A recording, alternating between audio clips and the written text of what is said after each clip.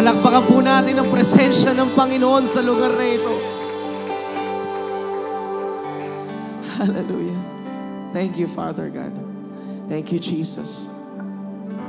Patuloy kang maghari, Panginoon. Hallelujah. And bago po tayo mag-start sa ating salita ng Panginoon, sama-sama po nating basahin sa 2 Chronicles chapter 20 verse 1 to 2. Sige po, sama-sama po tayo. 1, 2, 3, go. After this, the armies of the Moabites, Ammonites, and some of the Meunites declared war on Jehoshaphat. Messengers came and told Jehoshaphat, "A vast army from Edom is marching against you from beyond the Dead Sea. They are already at Hazazon Tamar." Hallelujah. Salamat, Panginoon, sa inyong salita. Ikaw ang mangusap sa bawat isa. In Jesus' name we pray. Amen. Sige nga po, palakpakan po natin ang presensya ng Panginoon. Hallelujah. Sabi mo nga sa katabi mo, I'm so blessed that you are here today. Ayan, hallelujah. Sige po, pwede na po tayo makaupo. Hallelujah. Sobrang nagpapasalamat po ulit ako kay Lord for giving me another opportunity na makapag-speak sa inyong harapan. I believe na yung salita ng Panginoon is powerful. Naniniwala ba kayo doon, mga kapatid? I believe that the Word of God can transform yung ating puso at isipan, yung ating perspective. Amen po ba? Amen. And I believe na mangungusap ang Panginoon sa bawat isa ngayong umagang ito. And alam nyo, laging nire-remind sa akin ng Panginoon kung gaano kahalaga yung oras na ito, na tayo ay sumasamba sa Panginoon at nakikinig ng salita ng Diyos. Alam mo, last time na nagsalita po ako here, sinabi ko po sa inyo na merong 168 hours sa isang linggo. 168. Tapos din sa 168 hours na yon, 2 hours yung ating nilalaan sa pag-attend ng first service o second service. And dun sa 2 hours na yon, merong 30 to 45 minutes na makikinig tayo ng salita ng Panginoon. And naniniwala po ba kayo na mahalaga ang pakikinig ng salita ng Diyos? Amen. Kasi it gives us assurance tsaka panibagong sigla for the next week to come. And dito nangungusap ang Panginoon. Kaya okay lang po ba na yung 30 to 45 minutes is ilaan po natin sa pakikinig ng salita ng Diyos? Amen. Na wala muna yung distractions, huwag nyo munang isipin yung labahin sa bahay, huwag nyo munang isipin yung kita. And tayo ay mag-focus muna sa sasabihin ng Panginoon. And I believe na mangungusap ang Panginoon sa bawat isa. Amen po ba? Amen. Hallelujah. Alam niyo po, ang ating pag-uusapan ngayon is goodness and faithfulness in trials. Sabihin niyo nga po, goodness. Sabihin niyo po, faithfulness. Hallelujah. May tanong po ako sa inyo. Naniniwala ba kayo na mabuti si Lord? Amen. Naniniwala ba kayo na tapat si Lord? Amen. Then, thank you, Lord. Alam niyo po, tinanong ko po ito sa ilang mga kaibigan ko through chat.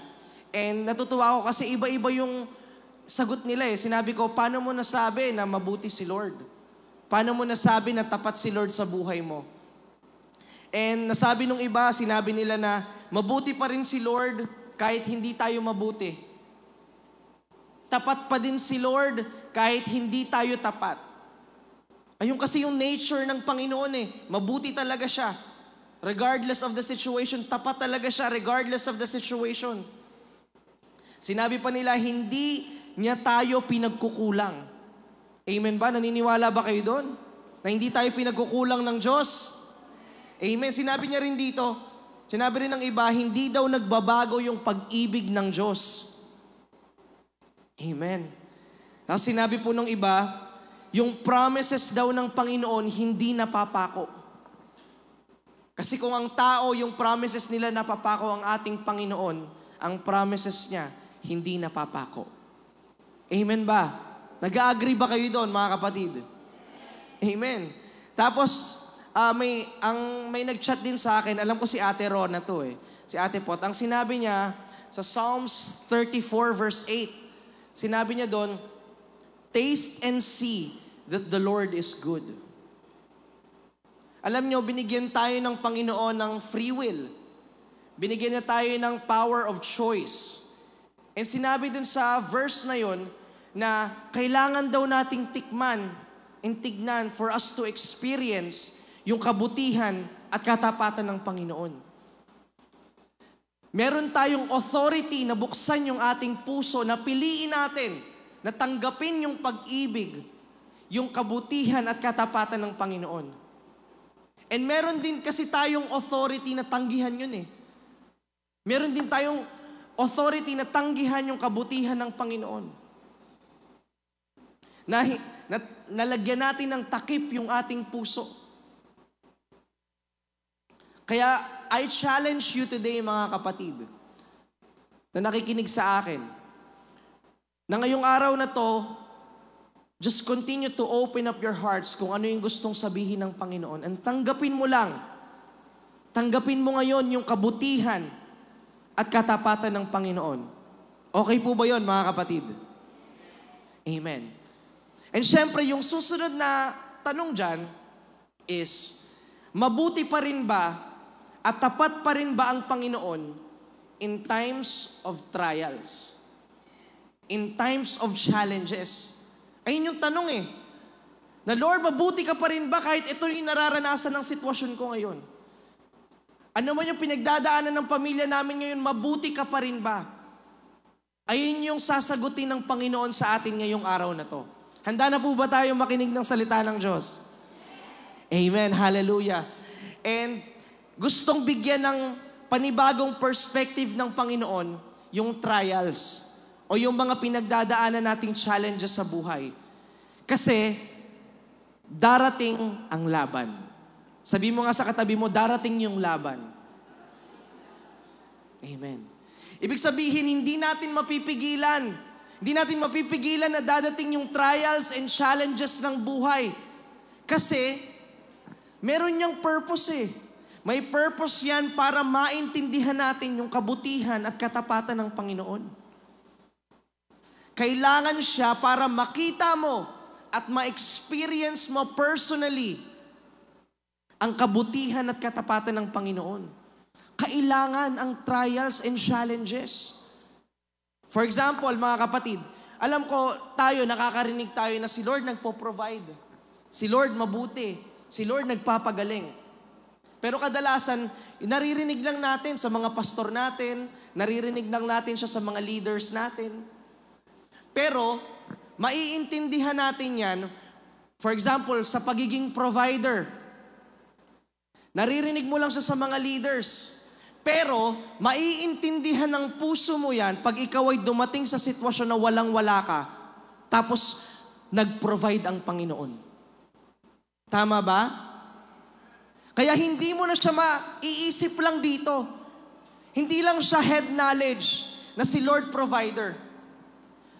Papasok na siya sa puso. Magiging na siyang experiential knowledge, heart knowledge, na hindi na siya, si Lord nagpo-provide. Ang response mo na, si Lord nagpo-provide. Kaya napaka-importante ng challenges and trials kasi doon natin maiintindihan kung gaano kabuti at katapat ang Panginoon. Amen po ba? Amen. And yung challenges, yung mga laban sa buhay, hindi yan parang bisita na pwede mong paghandaan. Hindi rin yan bisita na pwede mong tanggihan. 'Di ba? Hindi naman yan, okay lang sana kung appointment basis eh. Yung problema sa buhay eh. 'Di ba? Na parang pag Monday, sige, isi-schedule ko dito yung family problem. No? Tapos, pagdating ng Tuesday, doon ko na lang ipapasok yung financial problem. Hindi ganoon, di ba? Tama ba? May kausap po ba ako dito, mga kapatid? Hindi siya by appointment basis. Minsan nga, sabay-sabay pa. Kakatapos lang ng church, sunod-sunod na yung problema, sunod-sunod na yung challenges, sunod-sunod na yung laban ng buhay. So kung hindi siya pwedeng takasan, kailangan siyang harapin. Sabi mo nga sa katabi mo, harapin mo, kapatid, yung laban.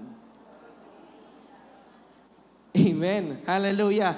Kaso, most of us,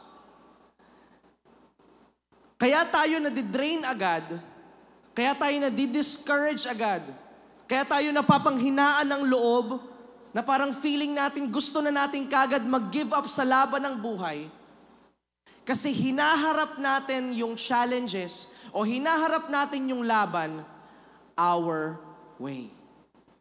Hinaharap natin siya ng sarili nating diskarte, sarili nating dunong, sarili nating lakas. Sabi mo nga sa katabi mo, parang ako yung topic today. Alam ko lahat tayo ayun yung pinagdadaanan minsan eh.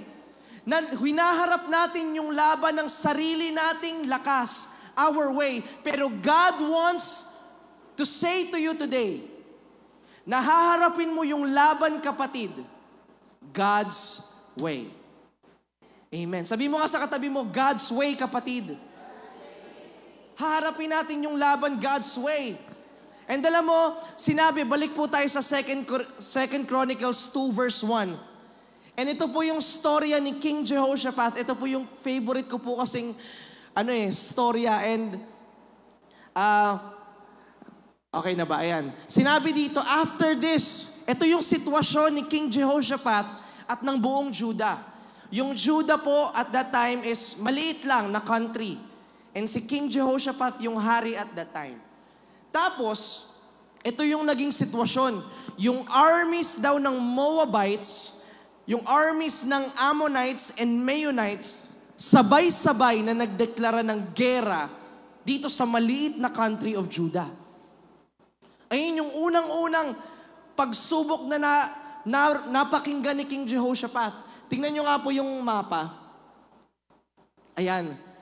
Kung dito kasi zoom in ko na po to, pero maliit lang po yung Judah. Pero yung tatlong countries na yan, yung Ammonites, Moabites, tsaka Edomites, malaki po yan. Malaki po sila and very capable sila, malakas ang kanilang military might. And sabay-sabay sila na nagdeklara ng gera sa maliit na country ng Judah. Tapos, sinabi pa po sa verse 2 na etong mga armies ng tatlong country na to, nandito na sa En-Gedi.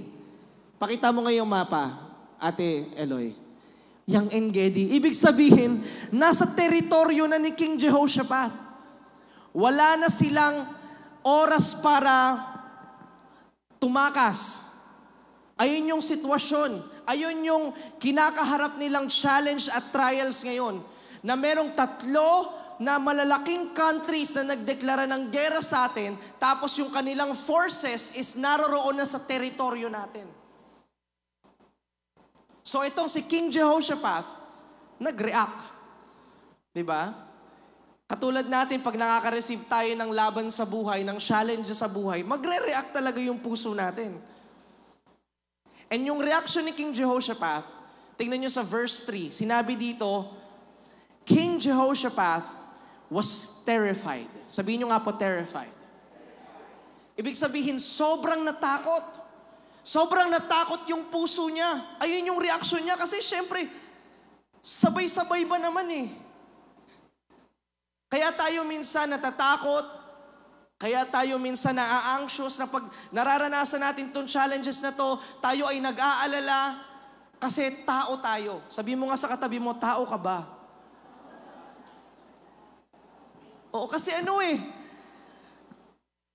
natural. That's the word. Natural na matakot. Natural na mag-alala. Ayan ang reaksyon ng tao. Pero kasi magkaiba yung reaksyon sa response. Sabihin nyo nga po, response. Ang reaksyon ni King Jehoshaphat is sobra siyang natakot sa kanilang sitwasyon. Pero yung kanyang response is kakaiba. Sinabi sa verse 3, Jehoshaphat was terrified by the news, and he begged the Lord for guidance. And he also ordered everyone in Judah to pray and to fast. Kakaiba yun kasi siya bilang hari, mga kapatid. Pwede niyang sabihin na tipunin natin yung lahat ng kanilang mga generals tapos mag-isip tayo ng plano para kalabanin itong Army number 1, Army number 2, and Army number 3. Pwede niyang gawin yun eh. Pwede ngayon yung maging response niya. Pwede niya rin maging response na tipunin natin lahat ng tao, tapos mag-isip tayo kung paano tayo makakatakas. Tama ba? Ayun yung way niya. Pero yung kanyang naging response sa sitwasyon is he seeked the Lord's guidance. He begged the Lord's instructions. Tapos ang sinabi niya pa sa Judah, magpakumbaba tayo sa Panginoon. Tayo ay manalangin at mag-ayuno, mag-fasting. Ayun ang ginawa niya. Pumunta muna siya kaagad dun sa source, sa ating Panginoon. Ayun yung kanyang naging response. And alam nyo, habang sinisik o habang hinahanap ni King Jehoshaphat si Lord, nire-remind niya yung kanyang sarili. Nire-remind niya yung buong Judah at that time kung gaano katapat at kung gaano kabuti ang Panginoon sa Israel. At sa kanyang sarili. Kaya nga tignan mo sinabi sa verse 6, kapatid. Sinabi dito, you alone are the God who is in heaven, ruler of all the earth, a ruler of all the kingdom of the earth. You are powerful and mighty. No one can stand against you. Nire-remind niya yung sarili niya na walang kayang makatalo sa'yo, Panginoon. Tignan mo, sinabi niya pa sa verse 9, we cry out to you to save us, and you will hear us, and you will rescue us. Nire-remind niya yung kanyang sarili sa kabutihan at katapatan ng Panginoon. Kaya ikaw din, kapatid, pag nakakaranas ka ng sitwasyon o nakakaranas ka ng challenges sa buhay mo na nakaka-overwhelm na parang feeling mo pigang-piga ka na parang feeling mo surrounded ka na on all sides, i-remind mo yung iyong sarili. I-remind mo ang iyong mga tao sa paligid kung gaano kabuti at katapat ang Panginoon sa buhay mo. Amen po ba? Amen. Kaya, look back. Sabi mo sa katabi mo, look back. Tingin ka sa likod. Tingin ka sa likod. I-remind mo yung sarili mo. Yung sa mga higanteng nasa harapan mo noon na pinataob ni Lord. I-remind mo yung sarili mo na dati meron kang mga bundok sa harapan mo na feeling mo imposible noon. Pero naitawid ka ng Diyos. Amen po ba? Amen. Palakpakan nga po natin si Lord. I-remind mo yung sarili mo, look back. Sabi mo sa katabi mo, expert na mountain climber ka, kapatid. Expert mountain climbers kayo. Hallelujah. Look back. Kasi walang imposible sa ating Panginoon. And kung mabuti at tapat siya noon, mabuti at tapat pa rin siya hanggang ngayon. Amen po ba? Amen. Hallelujah. Hallelujah. Natatandaan ko lang po yung time na pinapa-step in po ko ni Lord na mag-asawa or magpakasal na. And nung time na yun, wala naman po kaming pera, hindi sapat yung pera. Pero kinausap ko po nun si Rose na pag-pray mo kasi na-impress na sa akin ng Panginoon na ito na yung season na maghahakbang tayo. Hahakbang tayo sa pag-aasawa, sa kasal. And hirap na hirap yung puso ko na sumunod. Kasi nga wala pa akong sapat na savings wala akong pera. 'Di ba? Ano ipapamukha ko doon sa sa aking mother-in-law, 'di ba? Pero sobrang klarong nangusap sa akin ng Panginoon na humakbang ka anak at makikita mo. And ni-remind sa akin ng Panginoon na anak, hindi ko nga pinabayaan yung magulang mo nung humakbang sila sa akin. Nung humakbang sila sa gusto ko, hindi ko sila pinabayaan. Tapos alam niyo, nung humakbang kami, hindi sapat yung pera namin. Yung pera namin parang pang-resort lang. Parang ganun. Pang ganun lang. Pero nag-provide si Lord. Supernaturaling nag-provide si Lord. Yung wedding po namin parang 150 plus thousand. Pero lahat yun pinrovide ng Panginoon supernaturally. Hindi po kami nanghiram ng pera, hindi kami humingi sa magulang namin, pero nag-provide ang Panginoon kasi pinapa-step in niya kami. Kahit wala ka at di mo pa nakikita, pero pag pinastep in ka ng Panginoon, makikita mo yung supernatural provision ng Panginoon. Amen po ba? Amen. Kaya pinalook back ako ng Panginoon. Tapos nung time na, eto na yung sitwasyon ni Asher, na kailangan din namin ng milyones para magbayad sa ospital na araw-araw, 50,000, 30,000, 40,000 araw-araw. Saan kami kukuha nun? Di namin kaya. Wala kami magkukunan. Pero ang sinasabi sa akin ng Panginoon, anak, tapat ako noon. Kung paano ako nag-provide sa inyo nung kasal nyo, ganun din ako magpo-provide sa anak nyo. Amen. Kaya kapatid, look back. Kung gaano katapat at kabuti ang Panginoon sa inyo noon, ganun pa rin siya kabuti at katapat hanggang ngayon and forevermore. Amen po ba? Palakpakan natin ng Panginoon. Thank you, Jesus. Kaya may reaction tayo sa laban natin sa buhay, pero dapat yung response natin is to go to God. Pumunta sa Panginoon and ask the Lord and beg the Lord for guidance and instructions. Bakit? Kasi bibigyan ka ng Panginoon ng grasya sa gitna. Sabihin nyo nga po, grasya sa gitna. Grasya sa gitna. Sinabi ko po nung last time dito na yung grace is something na hindi mo deserve, hindi ka qualified, pero ibinigay pa rin sa iyo ng Panginoon. Ayun po yung ibig sabihin ng grasya. And alam mo, every time na nasa laban tayo, every time na tayo ay may pinagdadaanan na challenges and trials ng buhay, magbibigay ang Panginoon ng dalawang bagay. Ang una is assurance. Sabihin nyo nga po, assurance. Assurance. Katiyakan. Kasi alam nyo mga kapatid, ako, for example, ako, sobrang kailangan ko ng assurance lagi. Parang love language ko assurance affirmation. Ganon. Gusto ko na laging tiyak yung puso ko para at peace. Di ba yung puso? Ganon yung assurance For example, kunyari sinabihan ka ng nanay mo na, maghugas ka ng plato, tapos maglinis ka ng kwarto mo, magwalis ka, tapos pagkatapos niyan, bibigyan kita ng 1,000. Di ba? Ang sarap nun, ang sarap gumawa.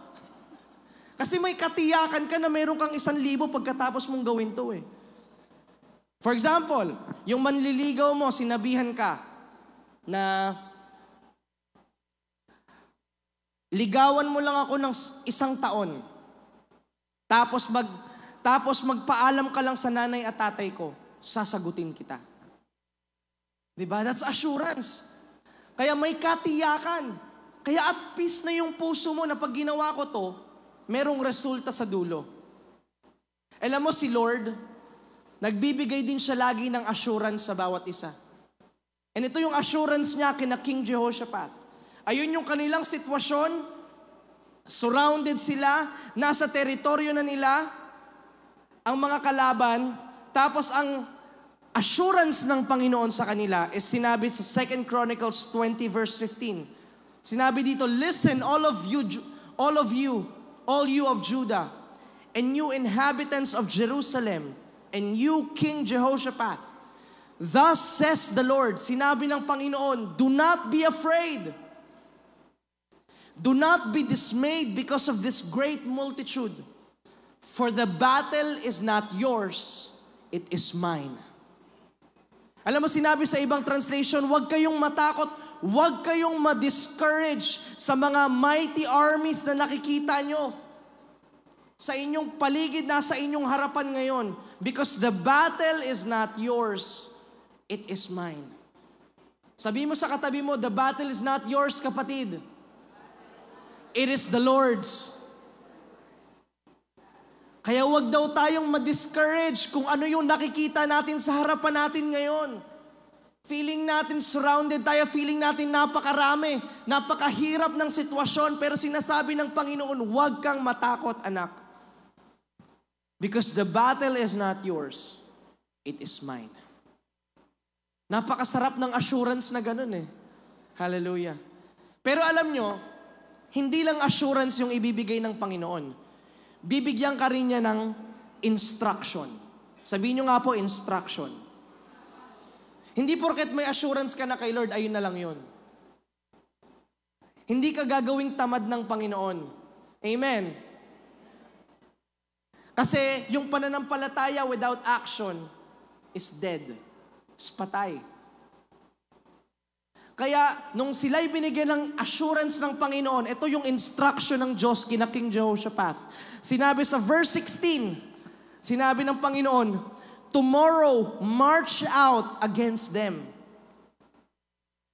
Yung battle na inyong haharapin is hindi sa inyo, sa akin, pero pupunta pa rin kayo dun sa gera. Haharapin nyo pa din yung problema. Haharapin nyo pa rin yung challenge. Sabihin mo sa katabi mo, haharapin mo pa rin, kapatid. March out against them.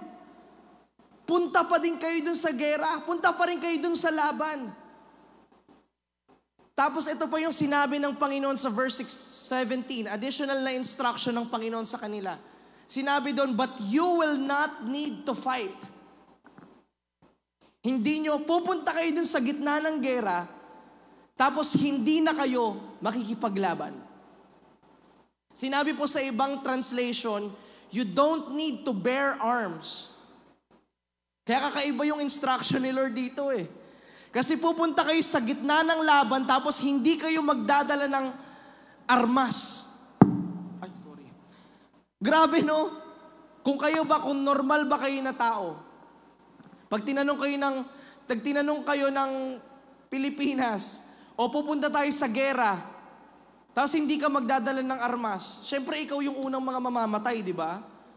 Ganun eh. Kasi kailangan mong magdala ng armas para maprotektahan mo yung sarili mo. Pero yung instruction sa kanila ng Panginoon is pumunta kayo sa gera at huwag kayong magdala ng armas. Tapos ang sinabi pa sa mga susunod na verses, sinabi doon ng Panginoon, ang gagawin nyo lang sa gitna ng gera is magpupuri kayo sa gitna. Ang daladala nyo lang is ang inyong pagpupuri sa Panginoon. Hallelujah. Kaya alam mo, minsan, illogical o hindi mo maintindihan yung instruction ng Diyos eh. Diba? Kakaiba. Pupunta sa laban, walang armas. Sisirain yung walls of Jericho, pero ang gagawin nila, iikot.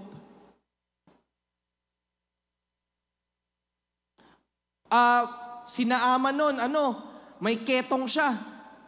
Tapos ang sabi ng Panginoon sa kanya, lublob ka sa maduming tubig. Doon sa Jordan River. Minsan hindi mo maintindihan. Minsan illogical yung instruction ng Panginoon. Wala ka ng pera. Tapos ang sinasabi ng Diyos, i-bless mo si kapatid. Magbigay ka pa rin sa kapatid. Magbigay ka pa rin sa church. Sila na yung nanakit sa akin, pero ang sabi ng Panginoon, ikaw pa rin yung susuyo. Grabe na yung ginawa nila sa akin, Lord. Tapos ang sinasabi mo, patawarin ko pa rin sila. Dapat sila. Pero ang sinasabi ng Panginoon, sige, patawarin mo sila, anak. Kakaiba yun. Hindi mo gusto yung biyanan mo.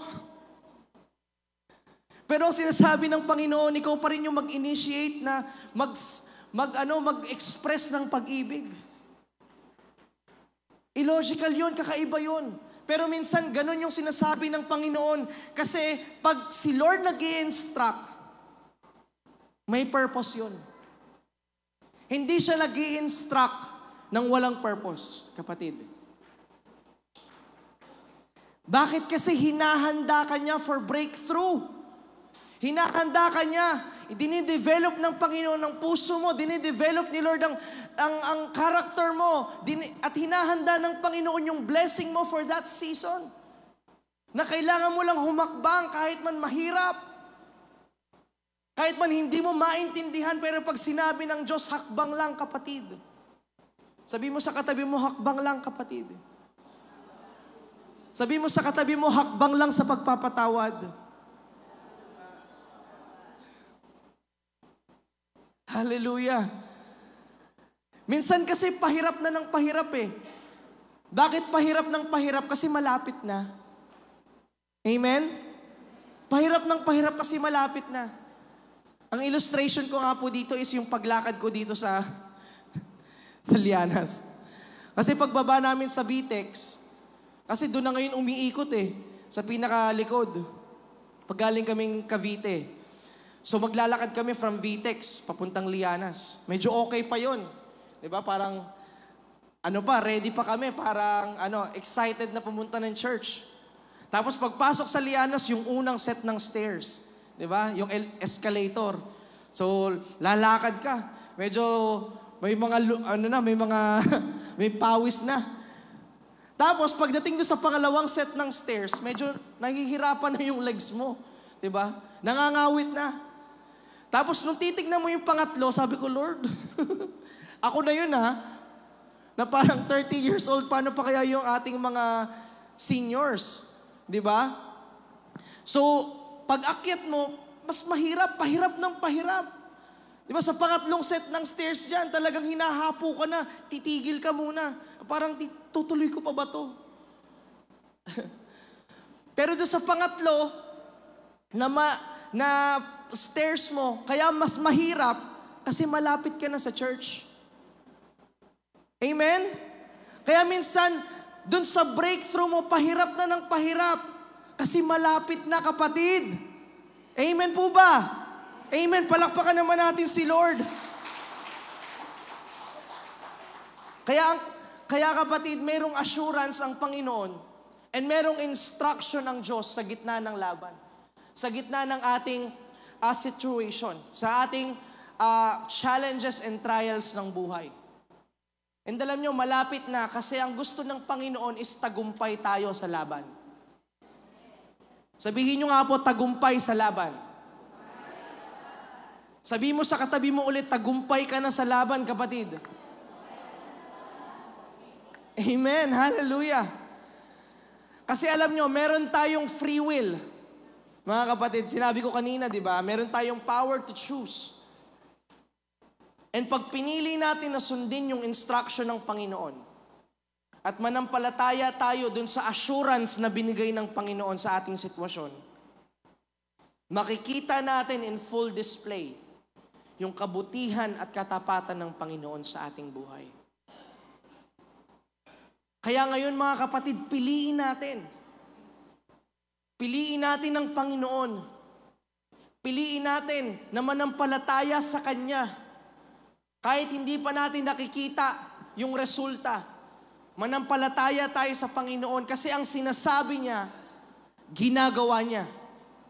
Amen po ba? Tingnan mo, sinabi sa Isaiah 46 verse 11, "What I have said, I would do. What I have planned, that I will do." Pag may sinabi ang Panginoon, may promise ang Panginoon, may assurance ang Panginoon, ginagawa niya yun. Kailangan lang nating manampalataya at tanggapin ito sa ating puso. Kaya tingnan mo, nung sumunod si King Jehoshaphat, sumunod sila na pumasok sila sa gera nang wala silang armas at ang gagawin lang nila sa gitna ng gera is magpupuri sa Panginoon. Ang sinabi ng Diyos, yung kasunod ng situation nila is din sa 2 Chronicles 20 verse 22. Sinabi doon na as they began to sing and praise, the Lord set ambushes against the men of Ammon and Moab and Mount Seir, who were invading Judah, and they were defeated. Biruin mo, habang nasa gitna sila ng laban at nagpupuri sa Panginoon, nung nag-start sila na magpuri sa Diyos, ang naglaban-laban is yung tatlong armies. Si Lord yung nag-set ng ambush. Tapos yung lahat, yung tatlong armies ng Moabites, ng Ammonites, tsaka Meunites, sila yung naglaban-laban at walang natira sa kanila. They were defeated. Yung mga kalaban nila sa paligid, walang nagawa. And wala silang ginawa dun sa gitna ng gera, kundi nagpuri lang. Sumunod lang at nagtiwala lang dun sa instruction ng Panginoon. And nakita nila kung gaano katapat at kabuti ang Panginoon sa kanilang sitwasyon. Amen po ba? Amen. Kaya kapatid, malapit na po ako magtapos. Mabilis lang. Mabuti po yung Diyos. Naniniwala ba kayo na mabuti ang Panginoon? Even sa gitna ng challenges and trials. Amen ba? Naniniwala pa ba kayo na tapat ang Panginoon? In the middle of trials. Na kahit nasa gitna ka ng gera, sa bundok at higante ng buhay, mabuti at tapat ang Panginoon. Nandyan siya palagi para gabayan ka sa laban mo. And alam mo, nandyan din ang Panginoon para idisiplina tayo. Para ibalik tayo dun sa tamang direksyon. Kaya minsan may pagtapik ang Panginoon. May disiplina ang Panginoon kasi ang nagtutuwid, nagmamahal. Kaya minsan tinutuwid tayo ng Panginoon kasi He wants the best for us. He wants you to experience yung kanyang kabutihan at katapatan. Kaya I pray today mga kapatid, sa ating mga nakikinig ngayon, na ilagay mo yung buhay mo sa Panginoon. Ipagkatiwala natin ngayon yung ating bukas sa Kanya. Ipagkatiwala natin yung ating nakaraan and yung ating future sa Panginoon. Kasi mahal ka ng Diyos. Sabi mo sa katabi mo, mahal ka ng Diyos. Mahal ka ng Panginoon.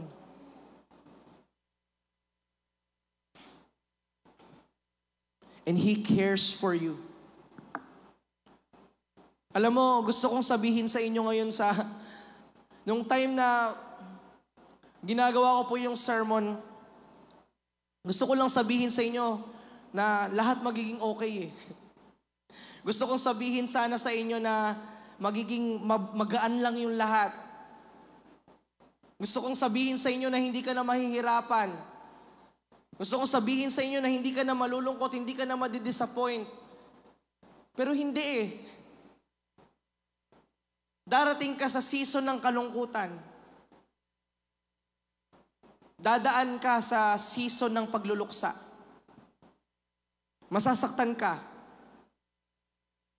Dadanas ka ng disappointment. Mawawalan tayo. Ayun yung lakad natin sa buhay. Pero ito yung assurance at promise sa'yo ng Panginoon. Sinabi kanina to ng asawa ko sa Isaiah 43 verse 2. Na kung ano man yung dinadaanan mo, kapag dumaan ka sa tubig, ako'y kasama mo. Kapag tumawid ka sa ilog, hindi ka malulunod. Kapag dumaan ka sa apoy, hindi ka masusunog. At ang ningas nito'y hindi ka magliliyab. Dadaanan mo yung hirap ng buhay, dadaanan mo yung saya ng buhay. Pero ang assurance sa inyo, sa lahat ng sitwasyon ng buhay mo, sasamahan ka ng Diyos. Kasi mabuti siya at tapat siya sa inyo at sa akin. Amen po ba? Okay lang po ba tayo po tayo mga kapatid? Alam mo nung time na nasa gera sila King Jehoshaphat, ang kanilang kinakanta, nandun kasi sa 2 Chronicles 20. Hindi ko na na-include dito, pero nire-reveal lang sa akin ng Diyos ulit ngayon. Na pag binasa niyo po yung kabuuan ng storya, makikita niyo doon yung kanilang kinanta. Yung kinanta nila ng paulit-ulit lang is, "The Lord is good, and His mercy endures forever. na ang Diyos ay mabuti. Hindi siya nagbabago. Kaya today, okay lang po ba? Nakakantahin natin yung kabutihan ng Panginoon. Ano man yung sitwasyon ng buhay mo ngayon, ano man yung laban na dinadanas mo ngayon sa pamilya mo, sa business mo, sa relationships mo, sa sakit, karamdaman na pinagdadaanan mo ngayon, God is assuring you na mabuti siya at dapat siya. At sasamahan ka niya. Yeah, let us just sing of the goodness of God.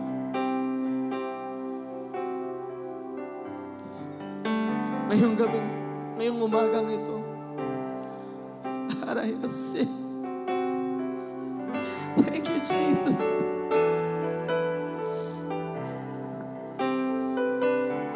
Sama-sama tayo, church.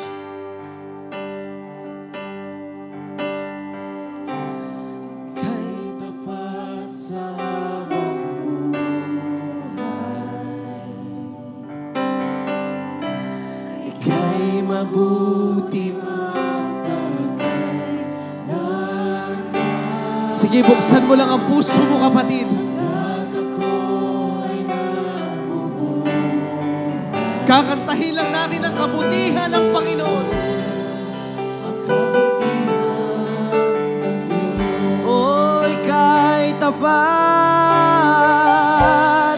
Kay tapat sa habang buhay. Kay mabuti. Kay mabuti magpapakailanman.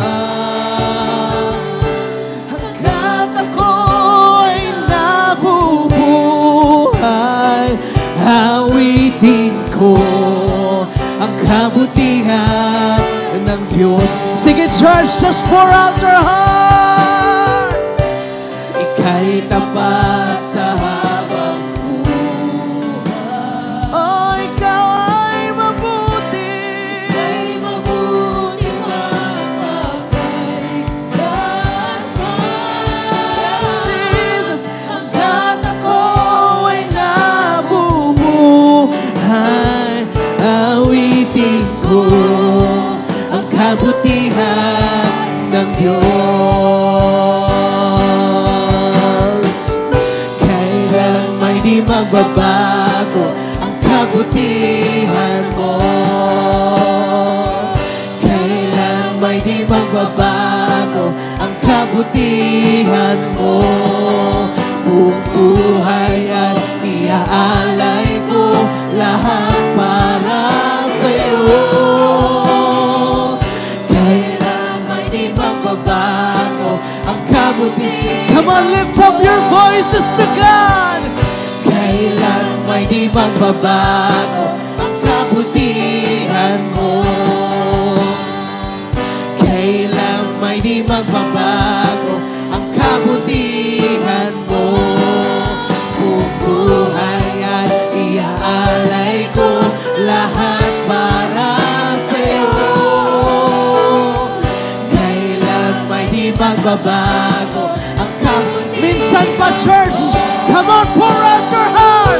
Kailan may di magbabago. Yes, ang kabutihan. God is in this place, kapatid.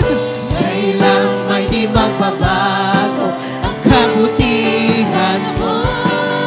Kung buhay ay iaalay ko lahat para sa'yo. Kailan may di magbabago ang kabutihan mo.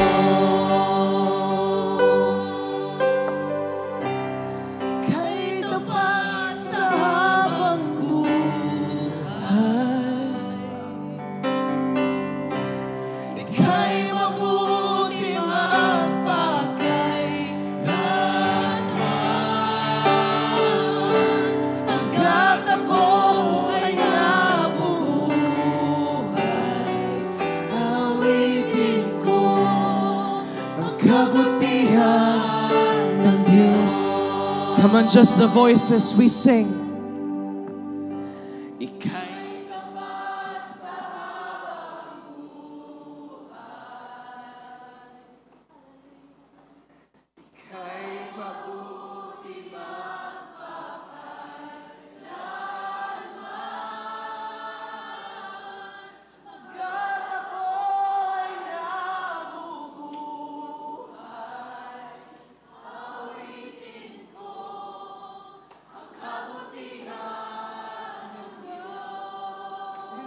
church, we sing.